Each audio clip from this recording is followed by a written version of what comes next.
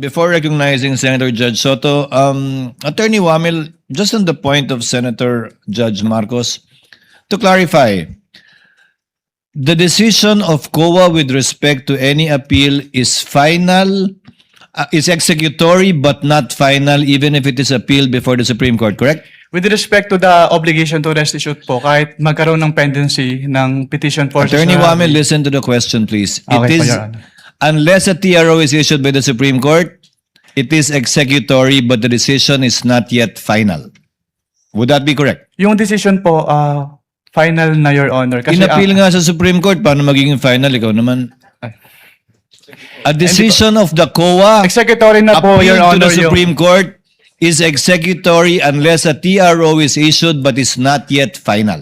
Yes po, Your Honor. That is a correct statement. Opo. Thank you. Unless a question is thrown at you by a senator judge, so that you can relax. It goes for both parties. Thank you, Your Honor. Thank you, Your Next to interpolate, Senator Judge Padilla. You may proceed when you're ready, sir. You have 2 minutes. Maraming salamat po, Ginoong tagapamahal ng hukom. Meron lang po ako mga tanong. Maiksi lang po ito. Saan po kayo pinanganak? Sa Nueva Ecija po, Your Honor. Nueva Ecija. Opo. Saan po kayo nakatira ngayon? Sa Manila po. Manila. Saan po kayo nag-aral? Central Luzon State University po, ng accountancy, and then Saan Arellano po, University ng Juris Doctor po. Okay. Saan po kayo nakaikot na sa bansa natin? Nakaikot na po ba kayo ng Mindanao, sa Bicol? Marami na po akong naikutan, hindi ko na po maalala lahat, Your Honor. Opo. Kayo po ba yung nakarating na sa BARM? Yes po, Your Honor. Opo. Saan po sa BARM? Sa Sulu? Sa Basilan? Maguindanao? Hindi niyo po matandaan? Hindi Mauubos ko po po yung oras ko. matandaan, Your Honor, kung saan. Bicol po. Nakaikot na po kayo sa Bicol? Yes po, Your Honor. Saan po sa Bicol? Sa Camarines Norte? Sa Camarines Sur po. Sur? Sa Norte, hindi pa po. Hindi ko po maalala kung Nakaikot na po kayo sa mga bundok. Saan po, Your Honor? Mga bundok. Yes po, Your Honor. Nakita niyo na po ba ang pangangailangan ng mga tao sa malayong lugar? Katulad ng gamot. Katulad po ng pagkain. Wala naman po ako na-observe, Your Honor. Ayun, wala. Hindi po kayo exposed. Exposed po ba kayo sa threat ng terrorism sa bansa natin? Nabalitaan niyo po ba ang ISIS, ang NPA, ang Abu Sayyaf? Exposed po ba kayo doon sa mga balita? Sa news po, may Sa mga news. nabalitaan po ako, Your Honor. Opo. Alam niyo po ba na kung gaano nakagrabe ang terrorism? Wala po akong threshold, Your Honor, to determine that. Wala po. Pero kayo po ang humahawak ng investigasyon patungkol sa confidential fund. Tama po ba? Hindi po siya investigation, evaluation po. Evaluation. Ako, tama-tama. Ibig po sabihin, kahapon po, sinabi ninyo na gumawa lang kayo ng preliminary investigation. Tama po ba? Preliminary inquiry. Hindi po, part po siya ng process namin na mag-issue po kami ng AOM. Opo. So, ibig po sabihin, kahapon kasi narinig ko parang yung ginawa nyo, preliminary lang. Yung AOM po, preliminary lang. Opo. Hindi po yun konklusyon. Kung ang tinutukoy niyo po ay yung... Meron po kasing provision as to the joint circular as to tinatawag na prima facie. Pakisagot na lang po kung conclusion ba po yun? Final? Final? Hindi po kasi we require So, hindi them. po final. Based Boss, on the AOM konti lang po oras ko, hindi po final. Sa AOM po, yung AOM po hindi po final. Hindi po final. Opo. Kayo po ba naniniwala na ang mga confidential agent dapat magpakilala? Sabihin ng kanilang mga totoong pangalan? Wala pong provision as to that po sa joint circular, Your Honor. Opo. Kayo po mismo, palagay niyo po, sa personal po ninyong pagkakaintindi, ang mga confidential agent dapat po bang magpakilala? Since that calls for an opinion, hindi po ako authorized to express that, Your Honor. Ano pong definition niya ng confidential? Based on the joint circular po, ang confidential expenses ay yung... Hindi po expenses, confidential lang po. Bilang kayo po ay abogado, ano pong pagkakaintindi niyo sa confidential? classified po, Your Honor. Okay. Boss, sa next na lang po akong round.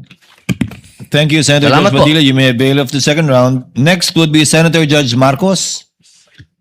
You are recognized, ma'am. You may proceed when you're ready. You have 2 minutes. Thank you very much, Presiding Judge. Okay, kanina sinabi mo na hindi ka umabot doon sa notice of disallowance pero andun pa rin sa ICBAO nung na-release yung notice of suspension, di ba? Yes po, Your Honor. Okay. So, doon sa notice of suspension, katulad ng disallowance, na sabi mo, kahit wala ka na ron, you were made aware kasi nabalitaan mo, pinagbawal ba ng COA yung mga confidential expenses dahil peke o fictitious, gawa-gawa lang yung mga AR? Anong pong notice yung tinutukoy niyo po, Your Honor? Doon sa mga AR ng OVP, meron bang sinabi na gawa-gawa lang, hindi tunay, peke?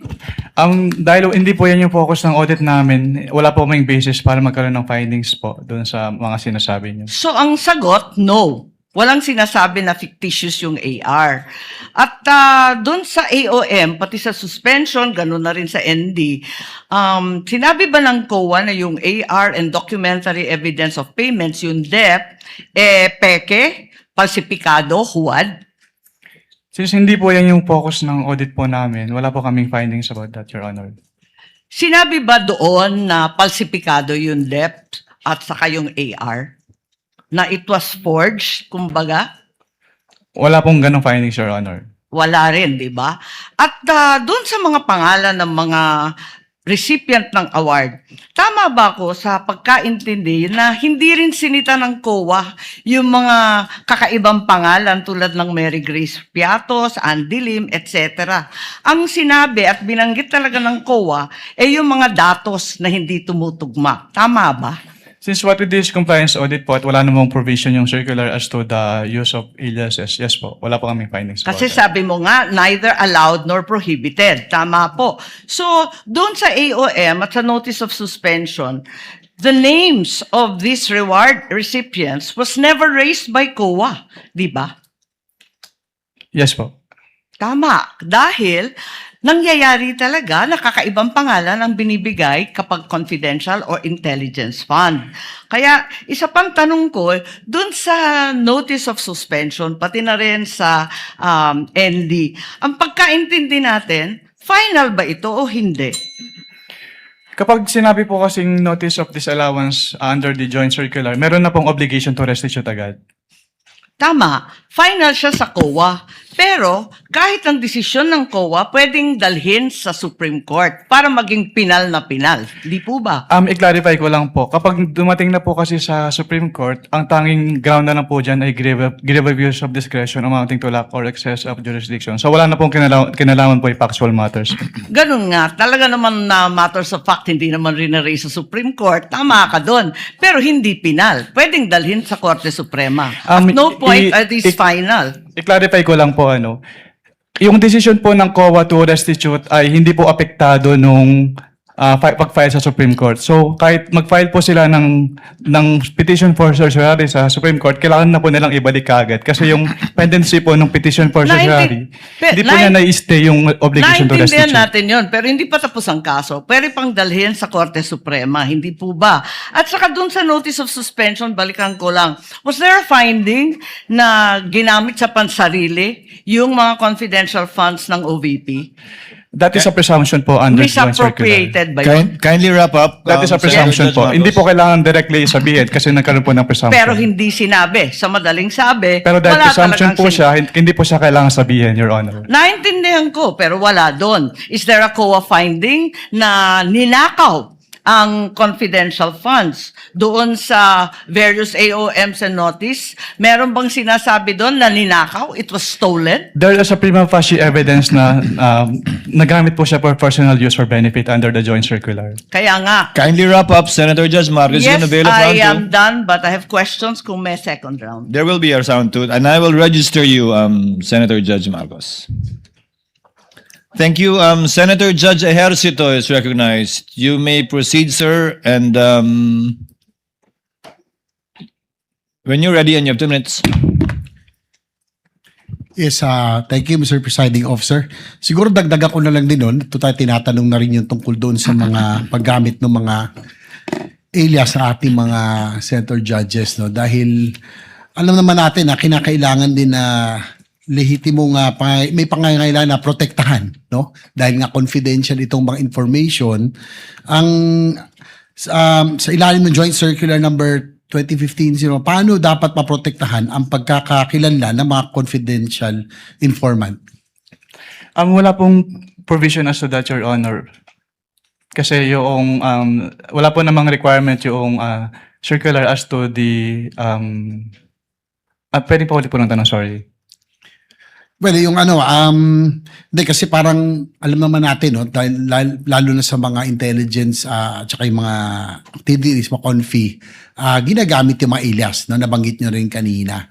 Hindi ba pwedeng gamitin na lang, halimbawa, John Does, Jane Does, o Juan de la Cruz, kasi alam naman natin na binambibilit, reward for information na syempre pinoproteksyonan din natin yung mga pinoproteksyon ng mga agencies yung identity, no, ng mga informants.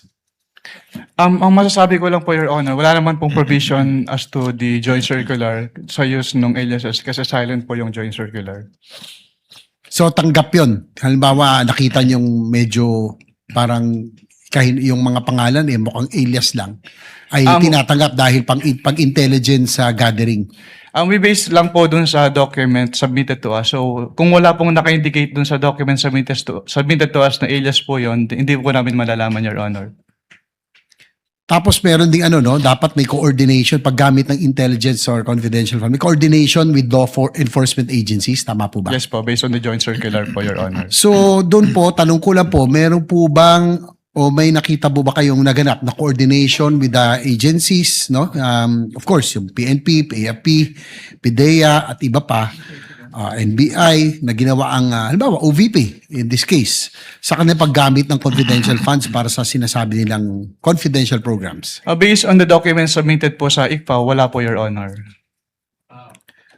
Dahil sinasabi ng ng joint circular, kung di ako nagkakamali, na kailangan may proper coordination ang paggamit ng confidential funds with these law enforcement agencies. Yes po, based po on the joint circular, Your Honor. Isa ba ito sa mga findings ng COA sa IOM o sa audit observation memo or notice suspension or notice of disallowance na inilabas laban sa OVP, yung walang coordination? Wala po kaming naging findings about dyan, Your Honor.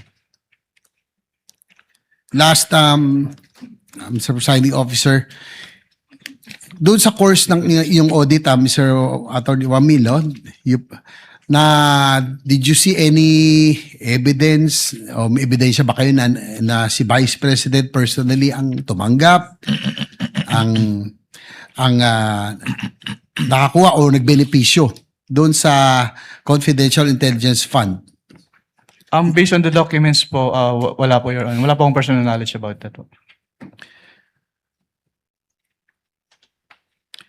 So para sa record, for the record, just last point, Mr. Presiding Officer, sa pagkakaroon o kawalan ng ebidensyang nagpakita ng personal na pagtamanggap na kinabang ba ang isang opisyal ng pamahalaan sa pondong bayan ay sapat na?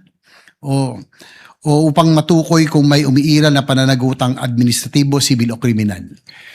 Under the joint circular po kasi, since si OBP po, si head of the agency po yung may responsibility to oversee kung paano gamitin yung confidential fund and to ensure yung compliance nila dun sa joint circular, then the accountable person din po si head of the agency, Your Honor. So last question, Kindly wind up. Mr. President. Upang maging malinaw ang inyong testimonya nang sabihin ninyong wala kayong nakitang ebidensya na ang pangalawang Pangulo mismo ang tumanggap, nagpanatili o nakinabang sa confidential intelligence, inilahad lamang ba ninyo ang inyong audit findings at hindi kayo nagbibigay ng legal na konklusyon hinggil sa pagkakaroon ng kawalan ng pananagutan? Is it based on your audit findings or legal conclusion hinggil sa pagkakaroon ng liability? Based po sa audit findings, Your Honor. Kasi nilalagay po namin yung persons accountable dun sa aming ini-issue po. Okay, thank you, Mr. Presiding Officer. Thank you, Senator Judge JV.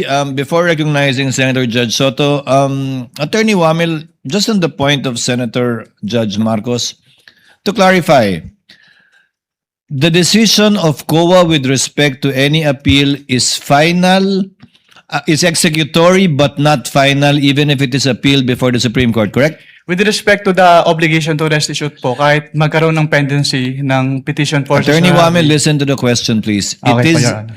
unless a TRO is issued by the Supreme Court, it is executory but the decision is not yet final.